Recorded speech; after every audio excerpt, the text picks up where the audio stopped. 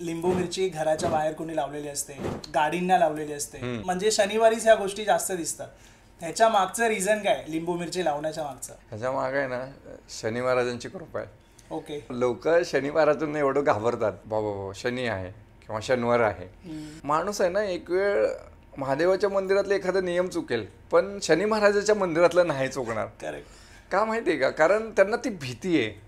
आणि आपल्या शास्त्रामध्ये ना भीती नाही सांगितली, आपल्या शास्त्रामध्ये ना श्रद्धा सांगितली, भक्ती सांगितलेली आहे. जे तुम्ही लिंबूचं मिरचीचं वगैरे सांगता त्याच्या खाली आणखीन काही गोष्टी लावलेल्या असतात. तर बेसिकली काय आहे की जेव्हा तुमचं वाहन वगैरे इकडून तिकडं जातं, ठीक आहे, त्याच्याबरोबर लिंबू मिरची वगैरे ह्या ज्या गोष्टी आहेत, म्हणजे ह्याच्यामध्ये सायट्रिक ॲसिड आहे थोडक्यात. ओके. ठीक आहे. जर सायन्सच्या भाषेत समजून जायचं असेल तर त्याच्यामुळं काय होतं की कुठल्याही जे सूक्ष्म ऊर्जा आहेत तर ते जवळ नाही आहेत.